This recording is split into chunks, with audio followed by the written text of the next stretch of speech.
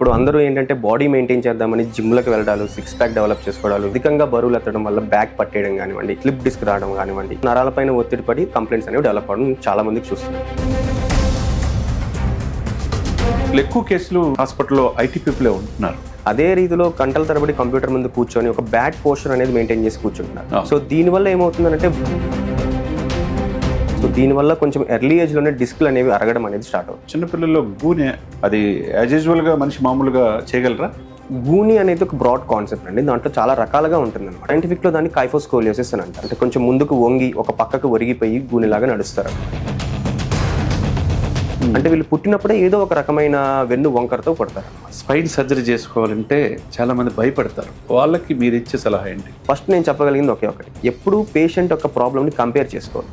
మనకి ఏ ప్రాబ్లం ఉంది అనేది మనం క్లారిటీగా తెలుసుకొని మీరు ఎవరైతే డాక్టర్ని కన్సల్ట్ అవుతున్నారో డాక్టర్ క్లియర్గా ఎక్స్ప్లెయిన్ చేస్తారు మీకు. ఎక్కువగా డాక్టర్లో కూడా డి విటమిన్ లోపం ఉంటుంది. ఖచ్చితంగా. Germantown Hospital pioneers in world-class orthopedic, cardiology and multi-specialty care. Top 3 in Hyderabad, top 10 in South India. Attapur, Hyderabad. Welcome to Suman TV. మనం ప్రస్తుతం జర్మంటన్ హాస్పిటల్ అత్తపూర్లో ఉన్నాం. అంటే ఆర్థోపెడిక్ నెంబర్ 1 హాస్పిటల్గా జర్మంటన్ హాస్పిటల్ మనం వింటూ ఉన్నాం. దాంట్లో ప్రముఖ young and dynamic surgeon doctor Rangasai Gautam garu మనతో ఉన్నారు. నమస్కారం సార్. నమస్కారం. గౌతమ్ గారు, ఏదో స్పైన్ సర్జన్ యంగ్స్టర్స్ ఈ మధ్య ఎక్కువగా ఆర్థోపెడిక్ ప్రాబ్లమ్స్ వస్తూ ఉన్నాయి. వేటిల్లో వస్తాయి అంటే మీరేం చెప్తారు? ఆర్థోపెడిక్స్ ప్రాబ్లంగా మొత్తం చూసుకుంటే ఇప్పుడు రీసెంట్గా అంటే స్పోర్ట్స్ బైక్స్ వీటి వల్ల రోడ్ ట్రాఫిక్ యాక్సిడెంట్స్ అవనివ్వండి, దీనివల్ల మనకు ట్రామా కేసులు అనేవి ఇంక్రీస్ అవుతున్నాయి. And at the same time ఇప్పుడు అందరూ ఏంటంటే బాడీ మెయింటైన్ చేద్దామని జిమ్లకు వెళ్ళడాలు, సిక్స్ ప్యాక్ డెవలప్ చేసుకోవడాలు, వీటి వల్ల అధికంగా బరువులు ఎత్తడం వల్ల బ్యాక్ పట్టేయడం కానివ్వండి, దానివల్ల స్లిప్ డిస్క్ రావడం కానివ్వండి, దానివల్ల నరాలపైన ఒత్తిడి పడి దానివల్ల కంప్లైంట్స్ అనేవి డెవలప్ అవ్వడం చాలా మందికి చూస్తున్నాను. సో యంగ్ పీపుల్లో మనకి హెల్త్ కాన్షియస్ ఉండడం కరెక్టే, కానీ తనకి మించిన దాన్ని చేయడం వల్ల ఏమవుతుంది అంటే బాడీ తట్టుకోలేకపోవడం వల్ల ప్రాబ్లమ్స్ అనేవి స్టార్ట్ అవుతాయి. ఎక్కువ కేసులు హాస్పిటల్లో ఐటీ పీపులే ఉంటున్నారు. దాని మీద మీ అభిప్రాయం? అంటే సెడెంటరీ లైఫ్ స్టైల్ వల్ల ఏమవుతుంది అంటే ఎస్పెషల్లీ ఐటీ ప్రొఫెషనల్స్ వీళ్ళల్లో అదే రీతిలో గంటల తరబడి కంప్యూటర్ ముందు కూర్చొని ఒక బ్యాక్ పోస్చర్ అనేది మెయింటైన్ చేసి కూర్చుంటున్నారు. సో దీనివల్ల ఏమవుతుందంటే వెయిట్ డిస్ట్రిబ్యూషన్ అనేది సరిగ్గా పట్టట్లేదు స్పైన్ పైన. సో దీనివల్ల కొంచెం ఎర్లీ ఏజ్లోనే డిస్క్లు అనేవి అరగడం అనేది స్టార్ట్ అవుతుంది. అండ్ ద సేమ్ టైం ఈ ఐటీ ప్రొఫెషనల్స్ వీళ్ళల్లో కొంచెం ఫిజికల్ యాక్టివిటీ అనేది కూడా తక్కువగా ఉండడం వల్ల వాళ్ళలో జనరలైజ్డ్గా వీక్నెస్ అనేది స్టార్ట్ అవుతుంది. సో ఎముకల్లో పట్టు తగ్గడం అనేది కానివ్వండి, అండ్ బ్యాక్ పోస్చర్ వల్ల డిస్క్ డీజనరేషన్స్ అనేవి కానివ్వండి, వీటి వల్ల సిమ్టమ్స్ అనేవి స్టార్ట్ అవుతున్నాయి. సో వీళ్ళల్లో ఏంటంటే మనం ఎంత ఎడ్యుకేట్ చేసి వాళ్ళని యాక్టివ్ లైఫ్ పెట్టుకోవడం కోసం కానివ్వండి, లేదా పోస్చర్ మెయింటెనెన్స్ అనేది చేయడం కానివ్వండి, ఇవన్నీ ఎడ్యుకేట్ చేస్తే వీళ్ళలో చాలా వరకు ఈ సమస్యలు అనేవి తగ్గించు. అంటే ఎర్లీ స్టేజ్లోనే మనం ఐడెంటిఫై చేసుకుని దీన్ని ట్రీట్ చేయడానికి అవకాశం అనేది ఉంది. అప్పుడు వాళ్ళకి ఫ్యూచర్లో ప్రాబ్లం అనేది లేకుండా మనం చూసుకోవచ్చు. స్టార్టింగ్లోనే చూసుకోవాలి. అది ఈ జర్మంటన్ హాస్పిటల్ అనేది డాక్టర్ మీర్ జవాద్ జార్ఖాన్ గారు చాలా అపారమైన అనుభవం జర్మనీలో చేసుకొని ఈ దేశానికి తన పుట్టిన నేలకి చేయాలనే ఉద్దేశంతో ఈ హాస్పిటల్ పెట్టాడు. ఆర్థోపెడిక్లో ఆయనతో పాటు దాదాపు 15 మంది టీమ్ ఆఫ్ డాక్టర్స్ ఉన్నారు. ఏ హాస్పిటల్లో హైదరాబాద్లో లేరు. దాంట్లో మీరు చేరటం ఎలా ఫీల్ అవుతా ఉన్నారు? అంటే I feel like it's honour to me actually, and it's a good platform అనమాట. నా ఎక్స్పర్టీస్ నేను ప్రూవ్ చేసుకోవడానికి కానివ్వండి, నా వంతు సేవ నేను ప్రజలకు చేయడానికి కానివ్వండి, I feel that it's a very good platform. ఎందుకంటే ఆర్థోపెడిక్స్ అనేది సింపుల్గా ఎముకలు కక్కడానికి సంబంధించిన ఇది కాదు. It's multi speciality branch. అంటే ఒక్కొక్క సబ్ స్పెషాలిటీ ఆఫ్ ఆర్థోపెడిక్స్లో ఫర్ ఎగ్జాంపుల్ ఇప్పుడు మోకాల్ మార్పిడికి ఒక సపరేట్ స్పెషాలిటీ ఉంటుంది, రీప్లేస్మెంట్ సర్జన్స్ అంటారు. హ్యాండ్ అండ్ మైక్రో సర్జరీకి hand and micro surgeons, foot and యాంకిల్కి ఒక సర్జరీస్ ఉంటారు. ఇప్పుడు చిన్న పిల్లలలో ఆర్థోపెడిక్ కాళ్ళల్లో చేతులలో వంకలు ట్రీట్ చేయడానికి కానివ్వండి, వీళ్ళలో పీడియాట్రిక్ ఆర్థోపెడిక్ సర్జన్స్ అని అంటారు. ఆర్థోపెడిక్ కేసెస్లో ఉండే క్యాన్సర్లకి ఆర్థోపెడిక్ ఆంకాలజీ డాక్టర్స్ అనే వాళ్ళు కొన్ని ఉంటారు. And orthopaedic spine surgeons, orthopaedics చేశాక స్పైన్ స్పెషాలిటీ చేసి ఎక్స్క్లూజివ్ స్పైన్ ప్రాబ్లమ్స్ ట్రీట్ చేసే వాళ్ళని ఆర్థోపెడిక్ స్పైన్ సర్జన్స్ అంటారు. సో వీళ్ళందరూ కూడా ఒక రూఫ్ కిందకి రావడం అనేది so that it's collaborative effort లాగా ప్రజలకు సేవ అందించడానికి it's very good opportunity. Definite ఒక సింగిల్ ప్లాట్ఫామ్. చిన్నపిల్లల్లో గూనె లాంటిది మనం తెలుగులో అంటే గూనె అంటాం. అది యాజ్ యూజువల్గా మనిషి మామూలుగా చేయగలరా? అంటే గూని అనేది ఒక బ్రాడ్ కాన్సెప్ట్ అండి. దాంట్లో చాలా రకాలుగా ఉంటుంది అనమాట. సైంటిఫిక్లో దాన్ని కైఫోస్కోలియోసిస్ అని అంటారు. అంటే కొంచెం ముందుకు వంగి ఒక పక్కకు ఒరిగిపోయి గూనిలాగా నడుస్తారు అనమాట. లేమన్ టర్మినాలజీలో చెప్పాలంటే గూని అని అంటాం అర్థం. సో ఇది చాలా రకాలుగా ఉంటుంది. ఒకటి పుట్టుకతోనే వచ్చేది అనమాట. అంటే తల్లి కడుపులో ఉన్నప్పుడే ఎముకలు అనేవి ఎదగడం అనేది స్టార్ట్ అవుతుంది. దాంట్లోనే ప్రాబ్లంతో ఉన్న వాళ్ళని కంజనైటల్ స్కోలియోసిస్ అని అంటారు. అంటే వీళ్ళు పుట్టినప్పుడే ఏదో ఒక రకమైన వెన్ను వంకరతో పుడతారు అనమాట. ఇది కాకుండా ఇంకొకటి సిండ్రోమిక్ స్కోలియోసిస్ అంటారు. అంటే వీళ్ళలో జన్యుపరంగా ఏదో ఒక రకమైన ప్రాబ్లం అనేది ఉంటుంది. దానివల్ల వెన్ను లోపల ఎముకలలో పట్టు తగ్గిపోవడం కానివ్వండి, కండరాల బలం అనేది తగ్గిపోవడం కానివ్వండి, వీటి వల్ల వంకర అనేది అవుతారు. దీన్ని సిండ్రోమిక్ ఆర్ న్యూరోమస్కులర్ స్కోలియోసిస్ అని అంటారు. ఇంకొకటి అడాల్సెంట్ ఇడియోపతిక్ స్కోలియోసిస్. ఇది ఏంటంటే దీనికి ఈ స్పెసిఫిక్ రీజన్ అనేది మనం చెప్పలేం, అందుకే దీన్ని ఇడియోపతిక్ స్కోలియోసిస్ అని చెప్తారు. ఇది ఏంటంటే సాధారణంగా ఎదిగే వయసు అండి, వాళ్ళు అమ్మాయిలు అవనివ్వండి అబ్బాయిలు అవనివ్వండి, ఎదిగే వయసు అంటే వాళ్ళ ఎత్తు పెరిగే వయసు కానివ్వండి, ఇలాంటి ఎదిగే వయసులో బాగా క్లియర్గా కనిపిస్తుంది అన్నమాట. స్కోలియోసిస్ అంటే మనకి వెన్నేదో గూని ఒక్కటే అయిపోతుందని అనుకుంటాం, కానీ అది ఆల్మోస్ట్ ఒక 360 degreesగా రొటేట్ అయ్యి బెండ్ అవుతుంది అనమాట. సో దీన్ని కైఫోస్కోలియోసిస్ అంటారు. మీరు చూసిన కేసులో ఎక్కువగా వచ్చే కేసులు, మీరు చూసే కేసులు ఏమంటే ఏం చెప్తారు? సాధారణంగా వెన్ను ప్రాబ్లంలో మనం కన్సిడర్ చేసుకుంటే ఒక బ్రాడ్ స్పెక్ట్రమ్ లాగా ఇందులో 180 నుంచి 90% మంది వరకు వయసు రీత్యా వస్తున్న అరుగుదల వల్లే ఇబ్బంది అనేది ఉంటుంది. దీన్ని డీజనరేటివ్ పెథాలజీ అని అంటారు. ఇది మనకి నడుం భాగంలో రావచ్చు, అప్పుడు లంబార్ స్పాండలోసిస్ అంటారు, లేదా థొరాసిక్ అంటే వీపు భాగంలో రావచ్చు థొరాసిక్ స్పాండలోసిస్, లేదా మెడ భాగంలో రావచ్చు సర్వైకల్ స్పాండలోసిస్. ఇది వయసు వల్ల ఏమవుతుంది అంటే మనకి ఎముకల్లో అరుగుదల అనేది రావడం వల్ల, సహజంగా మనకి వెయిట్ డిస్ట్రిబ్యూషన్ అనేది సరిగ్గా పడకపోవడం వల్ల, డిస్క్ అనేది అరగడం వల్ల, డిస్క్లో నీరు శాతం అనేది తగ్గి డిస్క్ డిహైడ్రేషన్ అవ్వడం వల్ల కానివ్వండి, వీటి వల్ల అరిగిపోయి అవి వెనక్కి జారడం అనేది మొదలవుతుంది. దాంతోపాటు వెన్ను లోపల ఒక సన్నటి పొర లాంటి కండ అనేది ఉంటుంది, లిగమెంటమ్ ఫ్లేవమ్ అంటారు. ఇది వయసు రీత్యా అరుగుదల వల్ల లోపలికి వాపులాగా వస్తుంది. సో ఈ రెండు కండిషన్స్ వల్ల ఏమవుతుందంటే మనకి నరానికి ఉండే గ్యాప్ అనేది తగ్గి నరం ఒత్తిడికి గురవుతుంది.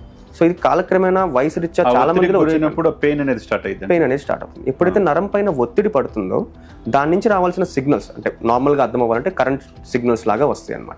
అవి తగ్గడం వల్ల ఏమవుతుందంటే కాళ్ళల్లో, ఇప్పుడు నడుం భాగంలో వచ్చింది అనుకోండి, కాళ్ళల్లో తిమ్మిర్లు కానివ్వండి, స్పర్శ జ్ఞానం తేడాగా అనిపించడం కానివ్వండి, అంటే చీమలు పాకినట్టు కానీ ఏదో పిన్నులతో గుచ్చినట్టు కానివ్వండి, అరికాళ్ళల్లో మంటలు, ఇవన్నీ స్టార్ట్ అవుతాయి అనమాట నరం పైన ఒత్తిడి పడటం వల్ల.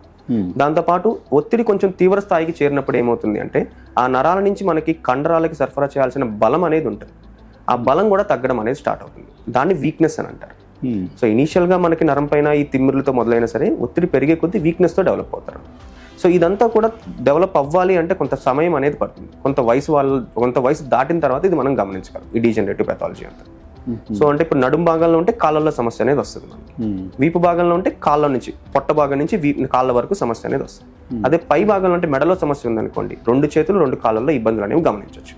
చేతులలో తిమ్మిర్లు కానివ్వండి, చేతి పట్టులో బలహీనత రావడం కానివ్వండి, చేతితో చేయాల్సిన పనులు అంతకు ముందు చేసుకునే పనులన్నీ కొంచెం తగ్గడం కానివ్వండి, ఆ పని యొక్క ఇంటెన్సిటీ అనేది తగ్గడం కానివ్వండి, ఇవన్నీ మనం గమనించవచ్చు. సో ఇదంతా డీజనరేటివ్ స్పెక్ట్రమ్ ఆఫ్ పెథాలజీస్ అని అంటారు అనమాట. నరం పైన ఒత్తిడి ఏ లెవెల్లో ఉన్న దాన్ని బట్టి దాన్ని మనం డిసైడ్ చేసుకోవాల్సినట్టు. మీరు చూసిన 10 yearsలో అతి రేర్ కేసులు ఏముంటాయి మీ పాయింట్ ఆఫ్ వ్యూలో? స్పైన్లో రేర్ కేసెస్ ఇన్ సెన్స్ అంటే ఒకటి స్పైన్లో వచ్చే క్యాన్సర్స్ అండి. ఇది యూజువల్గా చాలా రేర్గా ఉంటుంది. అంటే శరీరంలో ఎక్కడైనా సరే ఒక cancer, for example thyroid cancer అనుకోండి, లేదా ప్రోస్టేట్ క్యాన్సర్ మగవారిలో వచ్చేది, ఇది కేవలం ఆ భాగానికే కాకుండా దీన్ని మెటాస్టాసిస్ అంటారు. ఇది స్పైన్లోకి కూడా పాకుతుంది అనమాట, మొత్తం విస్తరిస్తుంది శరీరం భాగంలో. ఇవి యూజువల్గా కొంత రేర్గా ఉంటుంది స్పైన్ ప్రాబ్లమ్స్లలో. ఇంకొకటి చూసుకుంటే ఏంటంటే బయట భాగంలో వేరే ఒక ఆర్గాన్లో ఉన్న క్యాన్సర్ దీనికి పాకడం కంటే కూడా వెన్ను లోపలే క్యాన్సర్లు అనేవి డెవలప్ అయ్యేవి ఉంటాయి. దాన్ని అంటే నరానికి ఉండే పొర లోపల నుంచి వచ్చే క్యాన్సర్స్ కొన్ని ఉంటాయి, నరం పొర బయట నుంచి వచ్చే క్యాన్సర్స్ కూడా ఉంటాయి. ఈ క్యాన్సర్స్ కూడా చాలా రేర్గా ఉంటుంది.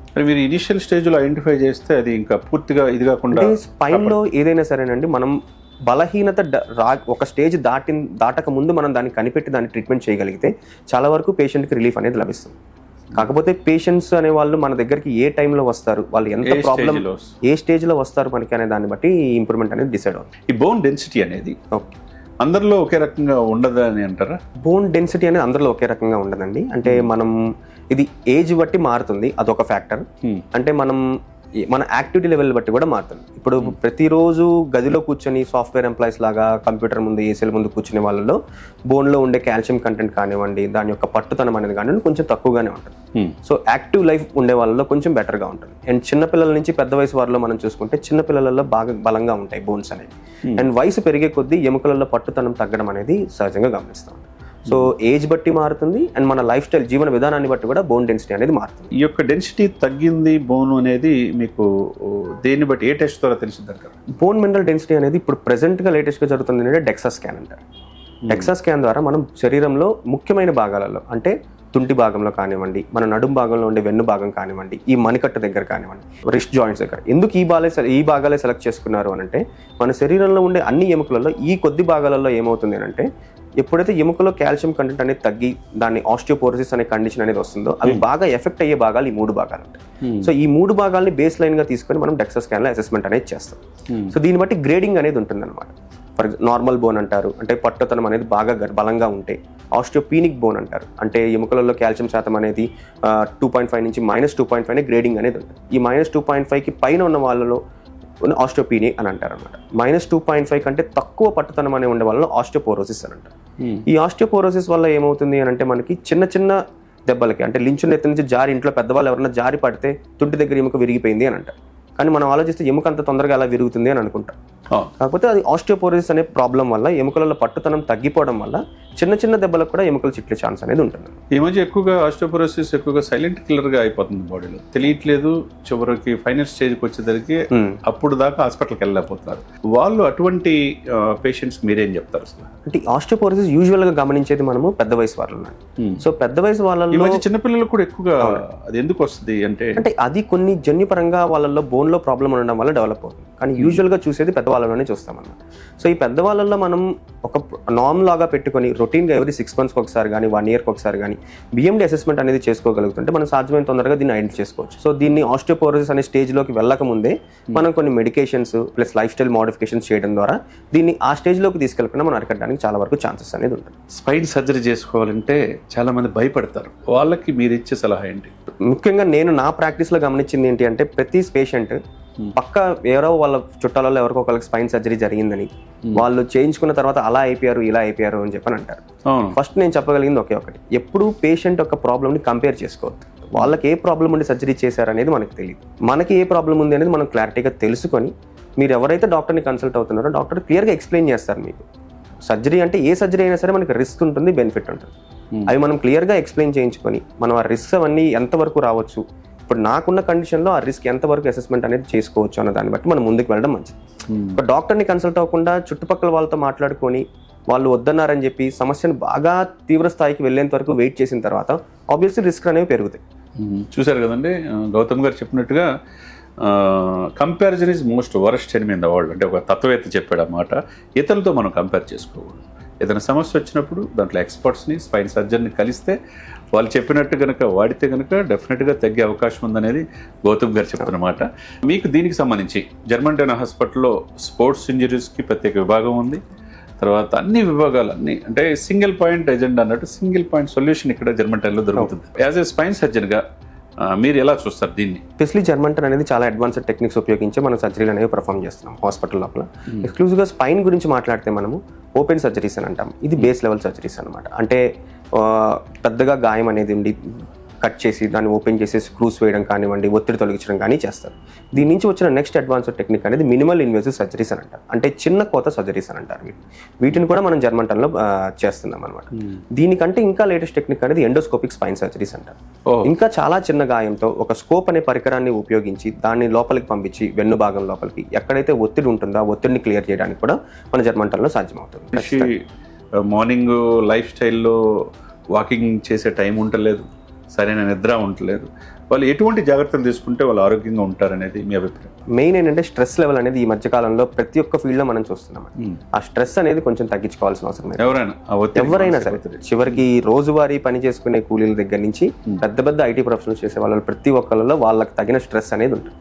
దాన్ని కొంచెం కంట్రోల్లో పెట్టుకోవాల్సి ఉంటుంది. లైక్ పొద్దున్నే అట్లీస్ట్ ఒక గంటల తరబడి చేయాల్సిన అవసరం లేదు. అట్లీస్ట్ ఒక పావు గంట నుంచి అరగంట అయినా సరే మెడిటేషన్ కానివ్వండి, రెగ్యులర్ ఫిజికల్ యాక్టివిటీ అనేది కానీ వాకింగ్ లాంటిది. పెద్దవాళ్ళు అయితే వాకింగ్ చేయొచ్చు. కొంచెం యంగ్ జనరేషన్ ఉండే వాళ్ళలో కొంచెం వాళ్ళకి టైం దొరుకుతుంది అన్న వాళ్ళలో కొంచెం ఫిజికల్ యాక్టివిటీ డెవలప్ చేసుకోవడం, జాగింగ్, సైక్లింగ్ ఇలాంటివన్నీ కూడా ఇవన్నీ చేసుకోవడం వల్ల వాళ్ళలో స్ట్రెస్ లెవెల్ అనేది తగ్గుతుంది, వాళ్ళ బాడీ పటుత్వం అనేది పెరుగుతుంది అనమాట.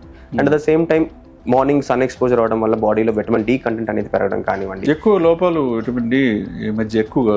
సో మెయిన్ దీనికి కారణం ఏంటంటే లోపల ఒక రూమ్ బౌండ్ యాక్టివిటీస్ అనేవి ఎక్కువ చేస్తున్నారు అనమాట.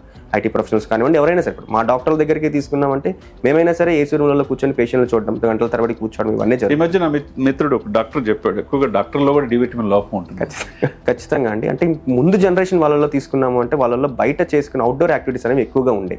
సో వాళ్ళ జనరేషన్ వాళ్ళలో పెద్దగా పట్టించుకునే వాళ్ళు కాదు. ఉన్న జనరేషన్స్ వాళ్ళు ఏంటి అంటే కొంచెం అంటే ఎండలకు కూడా తట్టుకోలేక ఏసీలలో ఎక్కువ ఉండడం అనేది అండ్ క్లోజ్డ్ రూమ్లలో వర్క్ చేయడం అనేది బాగా ఎక్కువ అయిపోయిందండి. వర్క్ ఫ్రమ్ హోమే తీసుకోండి, హోమ్ నుంచి వర్క్ చేస్తున్నారంటే రూమ్లో కూర్చొని చేస్తారు తప్ప వాళ్ళు బయట తిరిగి ఎండలో కూర్చొని చేద్దాం అన్నట్టుగా ఏమీ ఉండదు కదా. అండ్ సన్ ఎక్స్పోజర్ అనేది ఉండదు కదా వాళ్ళలో. సో ఎప్పుడైతే సన్ ఎక్స్పోజర్ అనేది డైలీ మనకి తగ్గుతుందో, మనం ఆహారం ద్వారా మనం ఎంతైనా కాల్షియం తీసుకోండి, విటమిన్ డి అనేది మన శరీరానికి బాగా ఉపయోగపడుతుంది. మనం తీసుకునే కాల్షియాన్ని ఎముకలలోకి సరిగ్గా వెళ్తుందా లేదా, కరెక్ట్ మోతాదులో వెళ్తుందా లేదా అనేది చూసుకునేది విటమిన్ డి. ఆ విటమిన్ డి మనకి ప్రత్యేకంగా సన్ ఎక్స్పోజర్ వల్ల బాగా డెవలప్ అనేది అవుతుంది అన్నమాట. సో అది ఎప్పుడైతే తగ్గిపోతుందో, సో ఎముకలలో కాల్షియం ట్రాన్స్ఫర్ అనేది తగ్గుతుంది. సో దీనివల్ల బోన్ వీక్ అవడం అనేది స్టార్ట్ అవుతుంది. ఇది డాక్టర్స్లోనూ చూస్తున్నాము, ఐటీ ప్రొఫెషనల్స్ చూస్తున్నాము, అన్ని రంగాల వర్గాల వారిలో మనం చూస్తున్నాం. అంటే శారీరక దృఢత్వం అనేది తగ్గిపోతుంది. అదేవిధంగా సార్, ఈ మధ్య మోకాల్లో గుజ్జు కోసం టాబ్లెట్లు వాడుతూ ఎన్ని చేస్తారు, ఇంజెక్షన్స్ వాస్తవంగా అది కరెక్ట్ అని అంటారా మీ పాయింట్ ఆఫ్ వ్యూలో? అంటే మోకాల అరుగుదల అనేది స్టేజెస్ బట్టి ఉంటుందండి. స్టేజ్ 1, స్టేజ్ 2, స్టేజ్ 3, స్టేజ్ 4 అంటారు. స్టేజ్ 3, స్టేజ్ 4 వాళ్ళలో కన్సిడర్ చేసుకుంటే వీళ్ళలో మోకాళ్ళలో ఉండే గుజ్జు, ఆ ఫ్లూయిడ్ అంతా కూడా పూర్తిగా అరిగిపోయి ఎముక టచ్ అవడం అనేది స్టార్ట్ అవుతుంది స్టేజ్ 3లో. అదే ఎముక అరగడం అనేది మొదలయ్యాక దట్స్ ఫైనల్ స్టేజ్ అనమాట, గ్రేడ్ 4 అని అంటారు. దీనివల్ల ఏమవుతుందంటే మోకాళ్ళు వంకర అవడం కానివ్వండి, అంటే లోపలికి వంగిపోవడం లేదా బయటికి వంగిపోవడం, వారస్ అండ్ వాల్గస్ డిఫార్మిటీస్ అని అంటారు వీటిని. సో ఈ డిఫార్మిటీస్ వచ్చిన వాళ్ళలో ఏంటంటే main and best option available is replacement surgery. ఈ స్టేజ్ 1, స్టేజ్ 2 ఉండే వాళ్ళలో ఏమవుతుంది అంటే మనకి మోకాళ్ళలో ఎక్కడో ఒక భాగంలో, అంటే మోకాల్లో మనము లోపల భాగం, బయట భాగం, ముందు భాగం, వెనకాల భాగం కానీ చూసుకున్నట్టయితే ఎక్కడో ఒక భాగంలో కొంత గుజ్జు అనేది అరగడం కానివ్వండి, మోకాళ్ళల్లో కార్టిలేజ్ అని అంటారు మనకి, ఆ కార్టిలేజ్ ఏమైనా డీజెనరేట్ అవడం కానివ్వండి అనేది జరుగుతుంది అన్నమాట. దీనివల్ల కూడా వాళ్ళకి పెయిన్ అనేది సివియర్గానే ఉంటుంది, నడుస్తున్నవ్వండి, ఎక్కువసేపు లించున్నా కానివ్వండి, మెట్లకి దిగుతున్నా కానివ్వండి. సో ఇలా ఎర్లీ స్టేజెస్ ఉండే వాళ్ళలో ఏమవుతుందంటే వాళ్ళకి యాక్టివ్ లైఫ్ ఇబ్బంది పడకుండా ఉండడం కోసం మనం గుజ్జు ఇంజెక్షన్స్ అని అంటారు, హైలరానిక్ యాసిడ్ ఇంజెక్షన్స్ కానివ్వండి, ఇవన్నీ ఇంజెక్షన్స్ అనేవి మనం ప్లాన్ చేసుకోవచ్చు. కాకపోతే ఇవన్నీ కూడా ఏ స్టేజ్ వాళ్ళల్లో మనకి తెలుస్తుంది, ఉపయోగపడుతుంది అనేది మనము concern orthopaedics doctor, replacement surgeon consult అయ్యి ముందుకు వెళ్ళడం మంచిది. లాస్ట్ స్టేజ్ లో ఉండే వాళ్ళలో చేయించుకుంటే అసలు ఉపయోగం ఉండదా అనేది కాదు, బట్ వాళ్ళ పెద్దగా యూజ్ అనేది ఉండదు అనమాట. వాళ్ళు అనవసరంగా డిలే చేసుకున్నట్టే అవుతుంది అనమాట ప్రొసీజర్ అంతా కూడా. యాజ్ ఎ స్పైన్ సర్జన్గా డాక్టర్ గౌతమ్ గారు, స్పైన్ని ప్రతి మనిషి కాపాడుకోవాలంటే సుమన్ టీవీ వీక్షకులకి ఎటువంటి జాగ్రత్తలు తీసుకోవాలి అంటారు? ఒకటి, యాక్టివ్ లైఫ్ అనేది మెయింటైన్ చేయండి. ఎంతో కొంత యాక్టివిటీ అనేది ఉండాల్సిన అవసరం పడుతుంది. And at the same time ఒకే రీతిలో అదే పొజిషన్లో కూర్చొని వర్క్ చేయడం అనేది కూడా చాలా వరకు ఆపడానికి ప్రయత్నం చేయండి. మీరు వర్క్ చేయొచ్చు కాదనట్లేదు, కానీ ఎంతసేపటికి ఒకసారి, అంటే అట్లీస్ట్ ఒక 45 minutes to 1 hour వర్క్ చేసిన తర్వాత అయినా సరే ఒక 5-10 minutes ఆఫ్ యాక్టివిటీ, అంటే నడవడం కానివ్వండి, మన పోస్చర్ అడ్జస్ట్మెంట్ చేసుకోవడం కానివ్వండి, ఇవన్నీ చేసుకోవాల్సిన అవసరం పడుతుంది. ఇవి ఒక అలవాటు లాగా మార్చుకోవాల్సింది ఉంటుంది. యంగ్ జనరేషన్కి చెప్పగలిగింది ఏంటి అని అంటే, మీరు ట్రై చేయండి, 6 packs ఇవన్నీ ట్రై చేయండి, బట్ ఏదైనా సరే మన శరీరానికి మించిన విధంగా మనం చేస్తున్నాము అని అంటే అది ప్రాబ్లం క్రియేట్ చేసే పద్ధతి అవుతుంది అనమాట. గుడ్. చాలా విషయాలు చెప్పారు యాజ్ ఎ స్పైన్ సర్జన్ గా. మీరు అన్నట్టు శరీరంలో అన్ని భాగాల్లో కంటే స్పైన్ అనేది చాలా కీలకం. మన శరీరం యొక్క స్ట్రక్చర్ మెయింటైన్ చేసేది మెయిన్ గా స్పైన్. అటువంటి కీలకమైన మీ ప్రొఫెషన్ లో ఈ దశాబ్దం కాలంలో ఎటువంటి రిస్క్ కేసు, అంటే మీరు అతి రేర్ కేసులు కూడా చూస్తూ ఉంటారు కదా, మీరు చూసిన కేసు ఏదన్నా ఉందంటే ఏం చెప్తారు? సో రేర్ కేస్ అంటే ఒకటి చూసానండి కేసు. ఒక male patient, is around 70 years of age. ఆయనకు అంతకుముందు ప్రోస్టేట్ సర్జరీ అనేది చేశారనమాట for prostate tumour. So surgery అంతా అయిపోయింది, ఎవ్రీథింగ్ వెంట్ వెల్, అన్ని స్కాన్స్ అన్ని చేయించుకున్నారు, అంతా బాగానే ఉంది. కానీ ఒక 5 సంవత్సరాల తర్వాత ఈ started developing back pain. So back pain దేనికి వస్తుంది అని ఇవాల్యుయేట్ చేయడం వల్ల ఏమవుతుందంటే అందులో వెన్ను అనేది కొంత చితికిపోయింది అని చెప్పని అన్నారనమాట, because of minor injury. So అంత ఈజీగా వెన్ అనేది జరగదు కదా అని ఫర్దర్ ఇవాల్యుయేట్ చేసి పెట్ సిటీ స్కాన్స్ ఇవన్నీ చేయించడం వల్ల మనకు తెలిసింది ఏంటంటే అక్కడ ఒక మెటాస్టాటిక్ లీజన్ అనేది ఉందన్నమాట, విచ్ మైట్ హావ్ మిస్డ్. మనకు చెప్పలేము ఏం జరిగింది అనేది. సో దాన్ని మళ్ళీ మనం ఇవాల్యుయేట్ చేసి దాని నుంచి బయాప్సీ అనేది తీసి దాన్ని పరీక్షకు పంపించి ఇది మెటాస్టాటిక్ లీజన్ అనేది తెలుసుకొని దాని వల్ల మనకి పేషెంట్ వంగిపోయి గూనిలాగా నడవడం కానివ్వండి, ప్లస్ కూర్చొని లెగడంలో కష్టము, ముందుకు వంగడంలో కష్టపడుతుంటాయి, దాన్ని సర్జరీ చేసి మనం దాన్ని ఫిక్స్ చేసి అట్ ద సేమ్ టైం అది ప్రోస్టేట్ క్యాన్సర్ ద్వారా వచ్చిన సమస్యను ముందుగానే తెలుసుకొని పేషెంట్ని కీమోథెరపీ, రేడియోథెరపీకి పంపించగలిగాం. సో దాని ద్వారా పేషెంట్కి పూర్తి పరిష్కారం అనేది లభించింది. సో స్పైన్లో ఏంటంటే మనం ఎంత ఎర్లీగా డయాగ్నోస్ చేసుకున్నాము అన్న దాన్ని బట్టి మన రిజల్ట్ అనేది అంత బెటర్గా ఉంటుంది ఎప్పుడైనా సరే. చాలా విషయాలు చెప్పారు. స్పైన్ ఎలా కాపాడుకోవాలా, మోకాల్లో గుజ్జు కావచ్చు, సెడెంటరీ లైఫ్ కావచ్చు, ఐటీ పీపుల్ కావచ్చు, మల్టిపుల్గా అందరికీ చెప్పడం జరిగింది. ఈ హాస్పిటల్ మిగతా హాస్పిటల్కి కంటే ఈ హాస్పిటల్ ది బెస్ట్ అనేది ఏ విధంగా మీరు చెప్తారు? ఒకటి, లేటెస్ట్ అడ్వాన్స్డ్ టెక్నిక్స్ ఉపయోగించి సర్జరీస్ పర్ఫామ్ చేయడం. ఓకే. ఇంకొకటి, మధ్యతరగతి వారికి అందుబాటులో ఉండడం, కొంచెం పేద ప్రజలకు కూడా అందుబాటులో ఉండడం. ఎఫోర్డబిలిటీ అనేది ఇక్కడ చాలా బెటర్గా కనిపిస్తుంది. అంటే ఏ వర్గానికి సంబంధించిన వారైనా సరే మన దగ్గరికి వచ్చి irrespective of their economical status మన దగ్గరకు వచ్చి బెస్ట్ ట్రీట్మెంట్ అనేది అందుకోవడానికి అవకాశం అనేది ఇక్కడైతే ఉంటుంది. అన్ని రకాల ఇన్సూరెన్స్ కానివ్వండి, ఇవన్నీ కూడా మన దగ్గర అవైలబుల్ ఉన్నాయి కాబట్టి so they can come and utilise this. చూసారు కదండి, డాక్టర్ రంగసాయి గౌతమ్ గారు యంగ్ అండ్ డైనమిక్ స్పైన్ సర్జన్గా జర్మంటన్ హాస్పిటల్ పనిచేస్తున్నారు. దశాబ్ద కాలంలో తనకున్న అనుభవాన్ని, మన స్పైన్ని, మన బాడీని ఏ విధంగా కాపాడుకోవాలో చాలా విపులంగా చెప్పారు. డెఫినెట్గా ఫాలో అవ్వండి. ఏదైనా ప్రాబ్లం ఉంటే డాక్టర్ గారి దగ్గరికి రండి. ఎందుకంటే గొప్ప వ్యక్తులు ఈ జర్మంటన్ హాస్పిటల్ని డాక్టర్ మీర్ జవాద్ జార్ఖాన్ గారు రాష్ట్రపతి అవార్డు గ్రహీత. మంచి సదుద్దేశంతో ఈ హాస్పిటల్ స్థాపించారు. సార్ చెప్పినట్టు, గౌతమ్ గారు చెప్పినట్టు ఎఫర్టబుల్లో సామాన్యులకు కూడా ఈ హాస్పిటల్కి వస్తే తక్కువ ఖర్చుతో వైద్యం చేయించుకోవచ్చు అనేది అందరూ చెప్తున్నమాట. మరొక డాక్టర్తో మరొక ఇంటర్వ్యూలో కలుద్దాం. థ్యాంక్ యూ గౌతమ్ గారు. Thank you.